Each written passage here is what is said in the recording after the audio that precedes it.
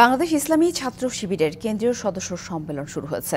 মঙ্গলবার সকাল 8:50 রাজশাহীতে বৈষম্য বিরোধী আন্দোলনে শহীদ আলী রায়হানের পিতা এই সম্মেলনের উদ্বোধন ঘোষণা করেন। এ সময় আরও কয়েকজন শহীদের পরিবারের সদস্যরা মঞ্চে উপস্থিত ছিলেন। দীর্ঘ 13 বছর পর এবার প্রকাশ্যে রাজধানীর সোহরাওয়ার্দী উদ্যানে এই সম্মেলন অনুষ্ঠিত হচ্ছে। সম্মেলনে দলটির সারা দেশের শপথধারী সদস্যরা ও জামায়াতের শীর্ষ নেতারা সহ বিভিন্ন দলের আমন্ত্রিত অতিথিরা উপস্থিত হয়েছেন। পাশাপাশি বিদেশি অতিথিও রয়েছেন সম্মেলনে। সংশ্লিষ্টরা জানিয়েছেন দলটির প্রায় 6000 সদস্য সম্মেলনে উপস্থিত হয়েছেন। সম্মেলনের প্রধান অতিথি থাকবেন বাংলাদেশ জামায়াত ইসলামের আমির ডাক্তার শফিকুর রহমান। এই সম্মেলনে 2025 সেশনের জন্য নির্বাচিত কেন্দ্রীয় সভাপতির নাম ঘোষণা করা হবে। নতুন নেতৃত্বের জন্য এরই মধ্যে অনলাইনে ভোট গ্রহণ করা হয়েছে। সবশেষ 2010 সালে সম্মেলন অনুষ্ঠিত হয়।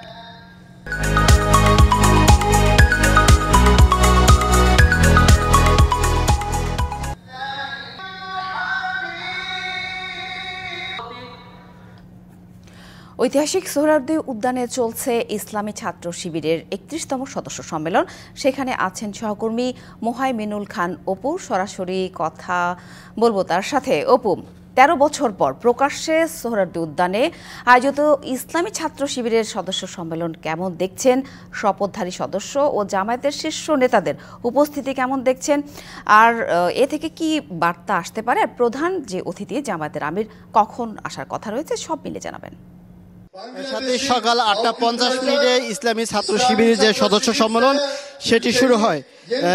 রাজশাহীর শহীদ আবু রায়হানের বাবা এই সম্মেলনের উদ্বোধন করেন। যেহেতু ইসলামী ছাত্র শিবিরের যে সম্মেলনগুলো হয় সেই সম্মেলনগুলোতে শহীদের কোনো বাবা তারা এই সম্মেলনগুলো উদ্বোধন করে থাকেন। 8:50 এই সম্মেলন যখন শুরু হয় তখন কিন্তু এখানে যে দেশের যে সকল ইসলামিক রাজনৈতিক দলগুলোর নেতৃবৃন্দ রয়েছেন তারা কিন্তু এখানে উপস্থিত রয়েছেন। পাশাপাশি জামাতে ইসলামের সিনিয়র যে নেতারা রয়েছেন তারা কিন্তু রয়েছেন। সেক্রেটারি জেনারেল অধ্যাপক গোলাম পরোয়ার তিনি রয়েছেন।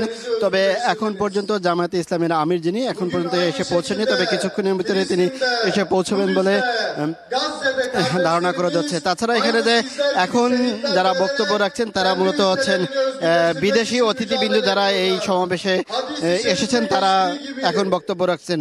তুরস্কের একজন অতিথি এখন কথা বলছেন।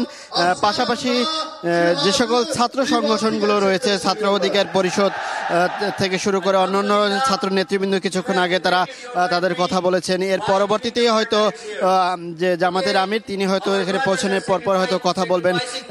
আরও যদি একটু বলে থাকি যে ছাত্র শিবিরের প্রায় 6000 কর্মী সদস্য এই সম্মেলনে যোগ দিয়েছেন এবং আমির তাদের উদ্দেশ্যে দিক নির্দেশনামূলক বক্তব্য রাখবেন এটি কিন্তু তারা অপেক্ষায় আছেন, আমিরের কথা শোনার অপেক্ষায় রয়েছেন। তো দীর্ঘ 13 বছর পরে প্রকাশ্যে জামাতে ইসলামী ছাত্র শিবিরের সদস্য সম্মেলন অনুষ্ঠিত হচ্ছে। এর আগে 2010 সালে চিনমতি সম্মেলন কেন্দ্রে এই ছাত্র সম্মেলন অনুষ্ঠিত হয়। তো এই ছিল রাজধানীর সোহরাওয়ার্দী উদ্যান থেকে ইসলামী ছাত্র শিবিরের সম্মেলনের সবশেষ খবর। ধন্যবাদ।